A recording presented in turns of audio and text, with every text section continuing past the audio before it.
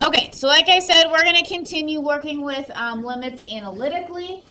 We only have a couple things to talk about today, and then we're going to do some more practice with that difference quotient. Okay? So the first thing I want to talk about is what is called the squeeze theorem. Okay? We call it the squeeze theorem because we have a function that is squeezed in between two other functions. Okay? So before you write anything down, let's just talk about it first. Okay? Because I want you to listen to things that I have to say. I'll make this bigger a little bit.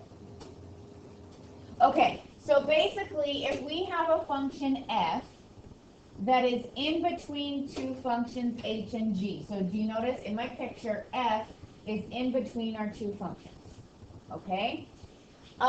Then, if the limit as x approaches c of h and the limit as x approaches c of g are the same thing, then our function that is squeezed in the middle would also have that same limit.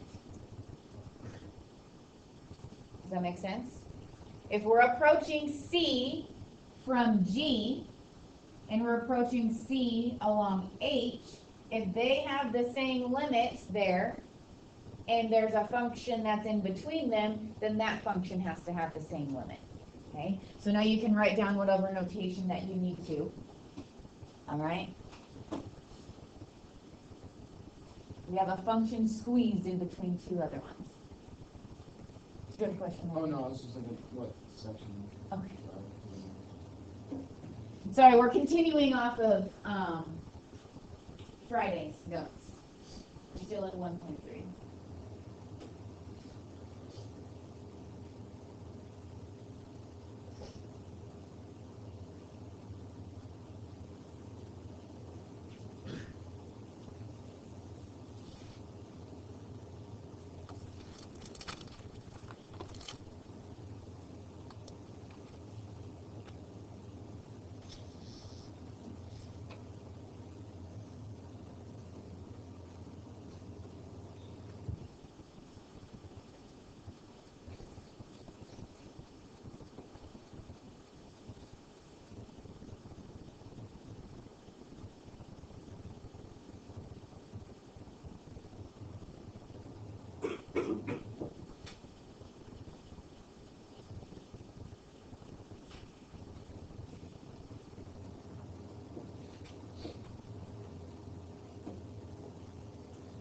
Okay, so the squeeze theorem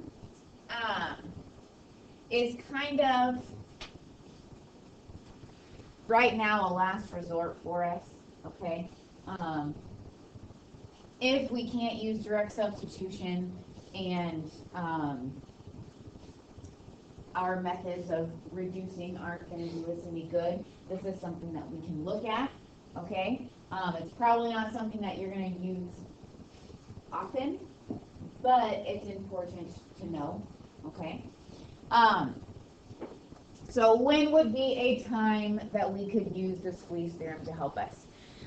Here we have a limit that I want us to find, and it's the limit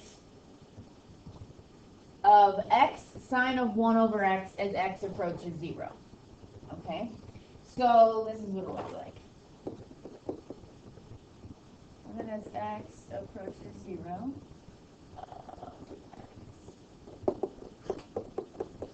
Okay, so if we talk about direct substitution, what's happening when we plug in 0?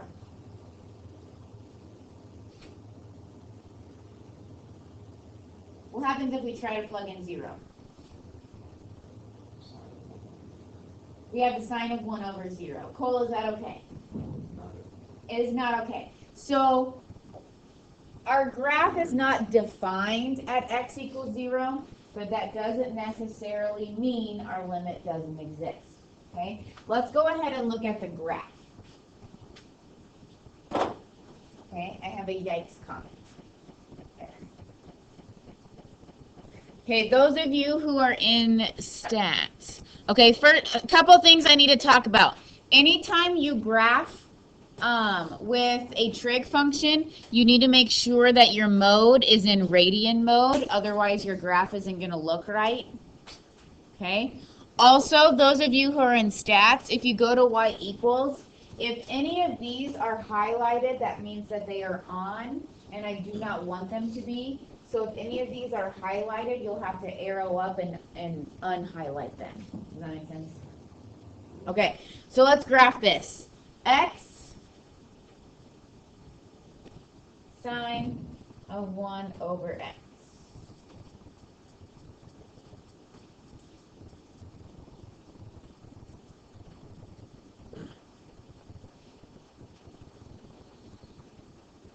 And I'm going to go ahead and zoom in.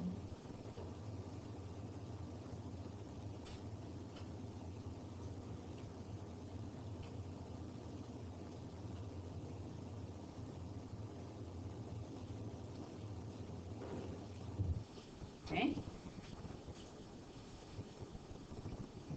So I'm going to zoom in a little bit more. Okay, let me show you a couple things in your calculator. So you can zoom in and out using here. You can also adjust your window. So if I adjust our window to like -1 to 1, -1 to 1 to really see what's happening there. There we go. That's what we see. Looks kind of crazy, right? Okay. Now, some of you maybe have kind of a guess what you think it's going to be, right? The limit as we approach 0. But what we're going to do is we are going to pick two functions that x sine of 1 over x fits in between. Okay? Does anybody have any ideas on what we can use?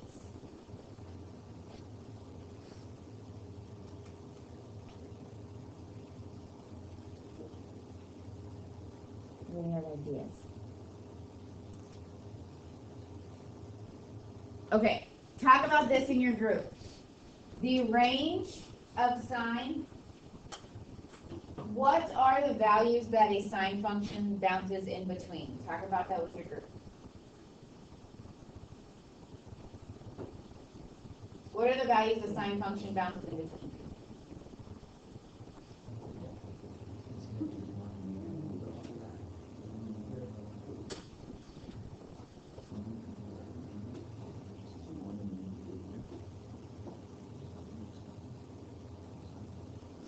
All right, part 6. What's the biggest sine of 1 over x could ever be?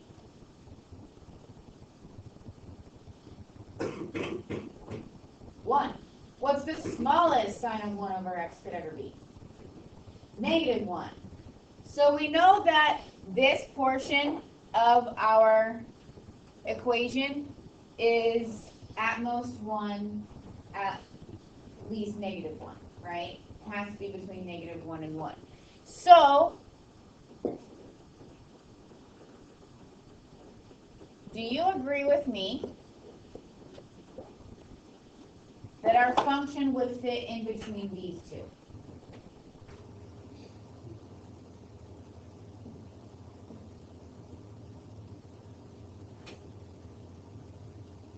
Let's test it. Let's graph them together. In your y equals, and those of you who have like the really cool TI-84 with like the different colors, you'll really be able to see this. I'm a little jealous of you right now. So absolute value of x. We did absolute value. Great question. If you go to math and you arrow over to number, there's an ABS. That's absolute value. Math, arrow over to number. Math, number, and then number 1 is ABS. So math, number, ABS.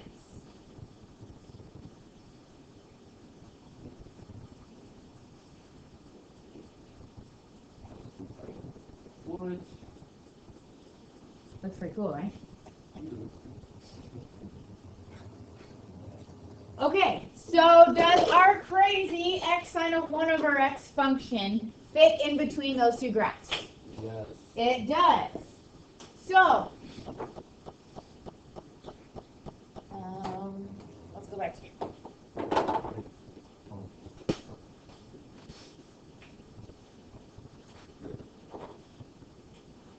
So we know that x sine of 1 over x is less than or equal to the absolute value of x, but it's also greater than or equal to negative absolute value of x. We saw that that function was squeezed in between, right?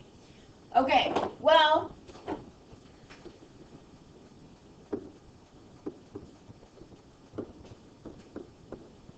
what is the limit as x approaches 0 of negative absolute value of x? Larry? Oh, Logan? 0.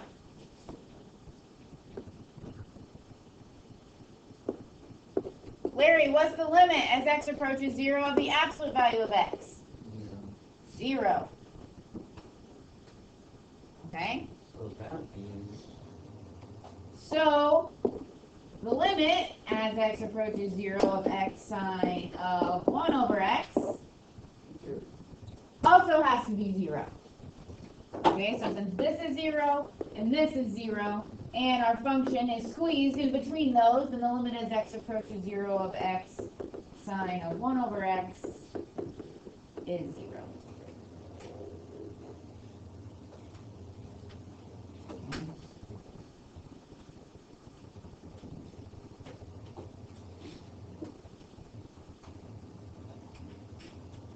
Kind of a cool theorem.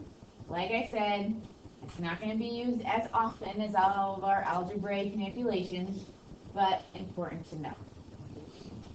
Okay? All right, so that's one rule we're talking about today. For the next 15 minutes or so, we're going to talk about some trig limits. Okay? Friday, we worked with some algebraic limits. We worked with polynomial. We worked with some radicals. We worked with some rationals. Now let's move into some trig limits. Here are two that we need to evaluate. The limit as x approaches pi over 3 of secant of x, and the limit as x approaches 5 pi over 6 of tangent of x.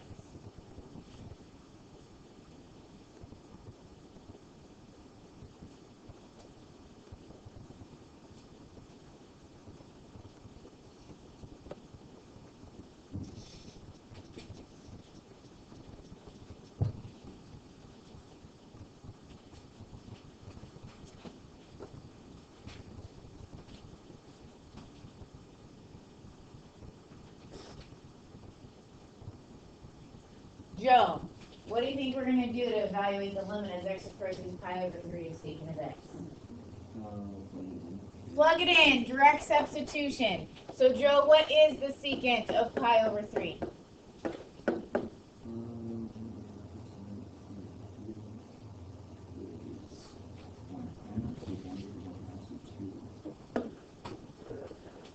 Joe says 2. Do you agree? yes. You're good. Yeah. 2 is correct. Okay.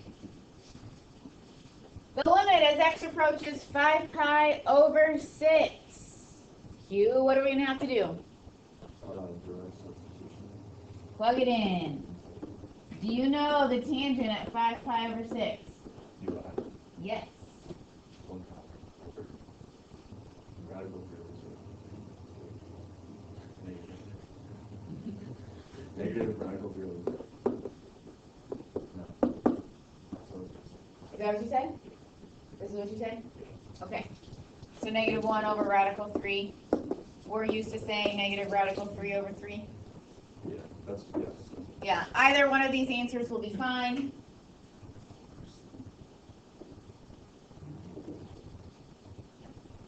Sine over cosine, y over x, our unit circle. Okay. Now, these, nice and simple, pretty straightforward. There are two trigonometric limit rules that you need to know. And you need to remember them. Here they are right here.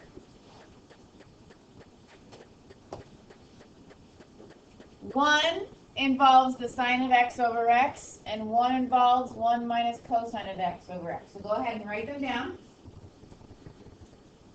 Put a big box around them, highlight them something, but you need to know these limits off the top of your head.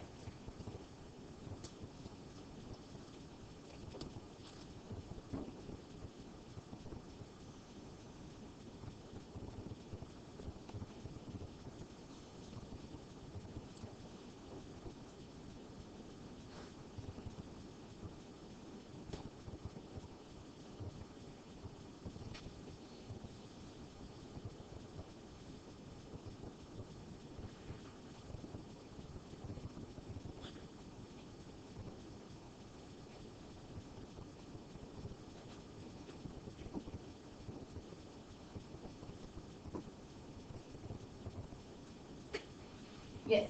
How do you know if to use like direct substitution or something else? Okay, so always try direct substitution. That's a very good question. Always try direct substitution. But Hugh, what's going to be the problem here if we try to use direct substitution? We're dividing by 0. Okay, and so later on I'll be able to show you a shortcut to both of these, but we don't have enough calculus background yet for me to be able to show you a trick to these. But always try direct substitution first, and if you get some sort of like 0 in the denominator, that's when we need to start looking to other methods. Okay?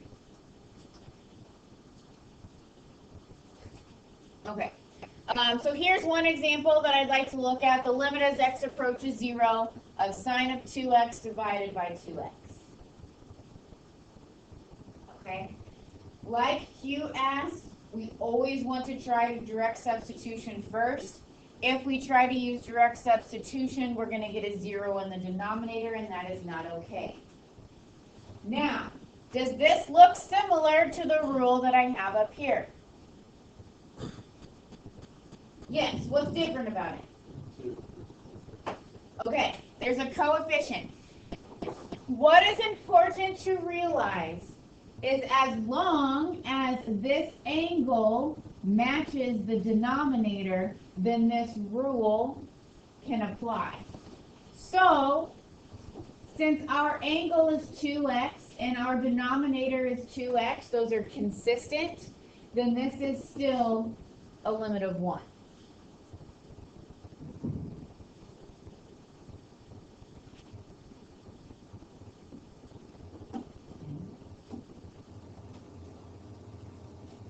Now,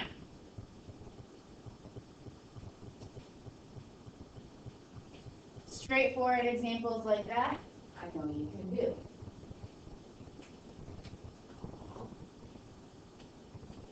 Let's try this one first.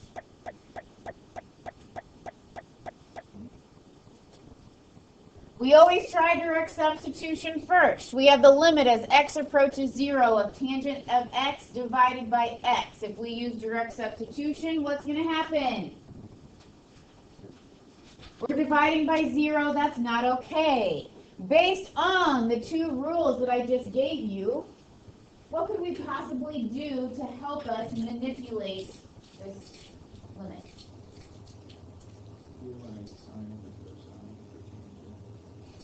Let's try it. How do you feel about that? Sine over cosine for tangent. Is that legal? Yeah. Most definitely. So we can write sine of x divided by cosine of x divided by x, right? Okay, let's rearrange this just a little bit, right? If we take a fraction and we divide it by x, it's the same thing as multiplying by 1 over x. So can I rewrite this to the sine of x over cosine of x times 1 over x? Right? Do you see something that can happen? What do you see? What's popping out at you? We have a sine of x over x. Now, I'm going to rewrite it just for effect. I'm going to rewrite it as the limit as x approaches 0. I'm going to rearrange this to sine of x over x times 1 over cosine. Okay? We know that this is going to go to 1. Okay? So I'm going to notate that. And now we have the limit as x approaches 0 of 1 times 1 over cosine of x. Now we can use direct substitution, or we can attempt to. If we plug in 0 for cosine, what is the cosine of 0? 1. So we have 1 times 1 over 1, which is 1.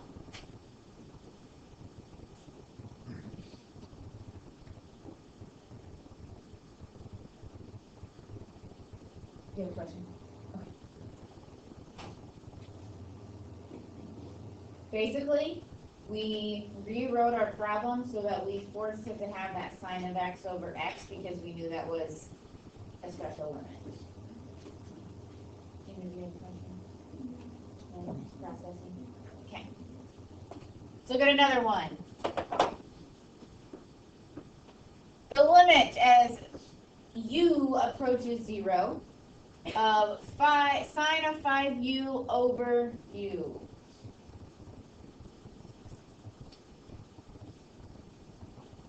First of all, can we use direct substitution? No, we cannot.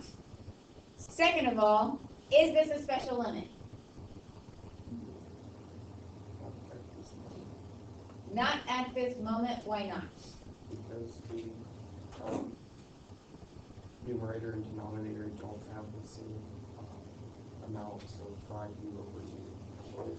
Okay, since our angle is 5u, that would mean this needs to be 5u in order for that limit to work. So what can we do? Multiply by 5 over 5. Okay, Logan says let's multiply by 5 over 5. Is that legal?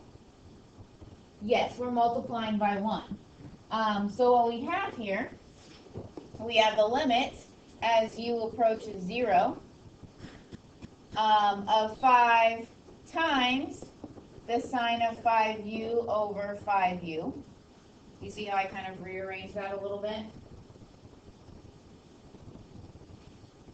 Is everyone okay with how I wrote that? Okay.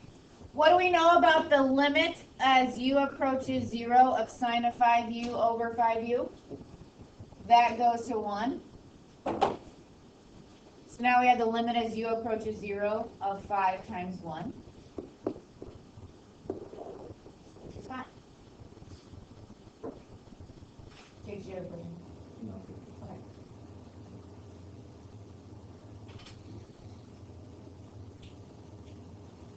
Question is that?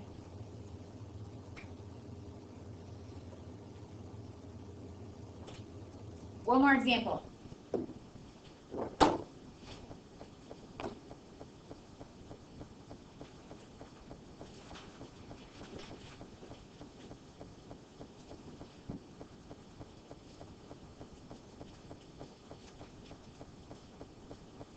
Any guesses on what the answer might be?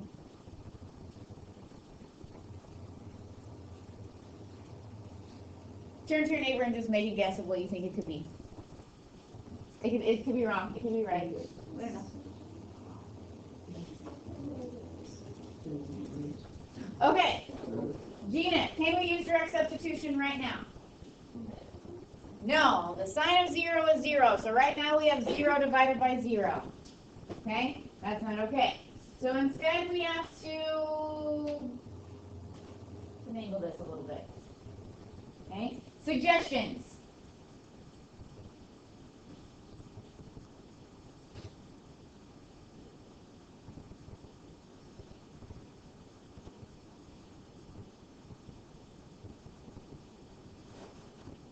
Okay? You and your pod have 30 seconds to brainstorm.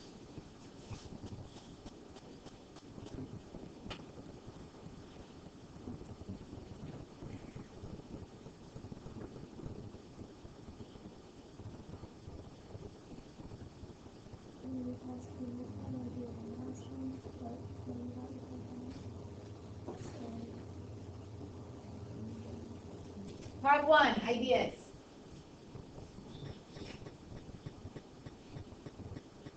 No idea.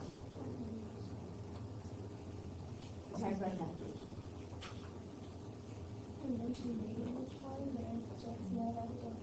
Multiply by what? Okay. Gina in part 1 says maybe we could multiply by something, but they're not really sure what. Part 6, anything? Right. Same thing. Part 3. Same answer. Anybody have something unique other than multiply by something? Insert calculator. Okay, thank you, Jim. All right.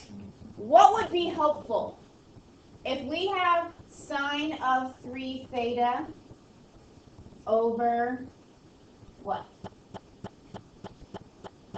3 theta. 3 theta. If we have sine of 3 theta divided by 3 theta, would that be helpful? It would be helpful. So let's do this. We can't multiply by just 1 over 3 theta, can we? No, we have to multiply by 1. So let's multiply by 3 theta over 3 theta. That way,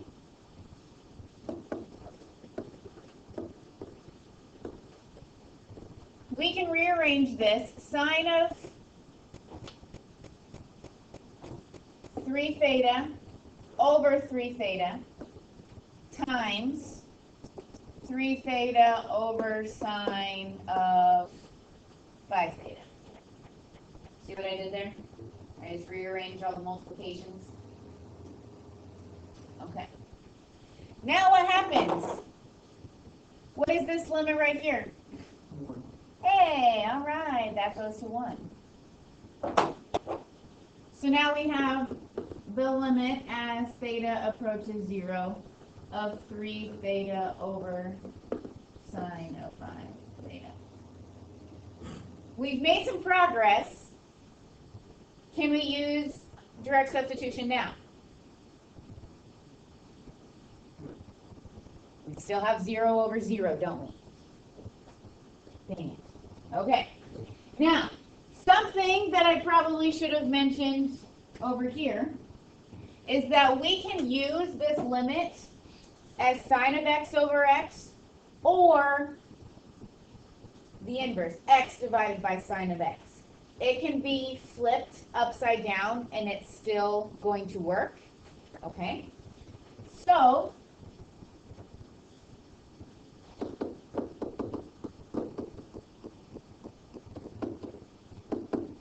because if we flip this, we can flip 1. The reciprocal of 1 is 1. Okay? So it's still going to work the same way. So, let's come back to here. We have that sine of 5 theta in the denominator, and we have 3 theta in the numerator. What would be more helpful? 5 theta, 5 theta. Okay, 5 theta would be more helpful, wouldn't it? If this was a 5 theta, it would be golden, wouldn't we? Okay, now we already have the theta. So instead of multiplying by 5 theta over 5 theta, is it okay if we just multiply by 5 over 5? Right? And then let's rearrange our multiplication a little bit. Okay? We want 5 theta. So I'm gonna make this 5 times theta times 3. I just rearranged all of those multiplications. Is that okay? That way, the 5 theta would be with the sine of 5 theta. We still have that 5 there.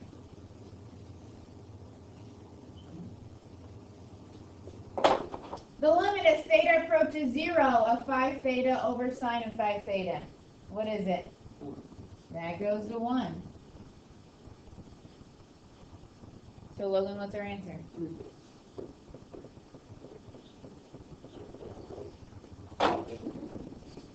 How many of you guessed 3/5 in the beginning? Yeah? Okay, unfortunately I have to see all of that work to get there though. Okay? Questions about any of that work? Q. How'd you get from that second one last time? Here to here? Is it? I know Okay. you switched the times, but how'd you go from 3 theta over 5 to 3 theta? Yeah, whatever the thing. Okay, the theta's right here. Yeah, It stayed there. I thought So- you just switched. Well, they're all multiplications. So this is all multiplication. 3 is multiplied to theta, which is multiplied to 5. So I just switched the order. Commutative property, right? We can multiply in any order, right? Yeah.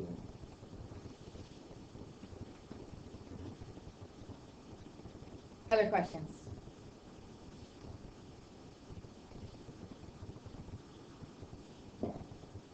Okay, so as per your gold sheet, this is your homework. You should already have it written down.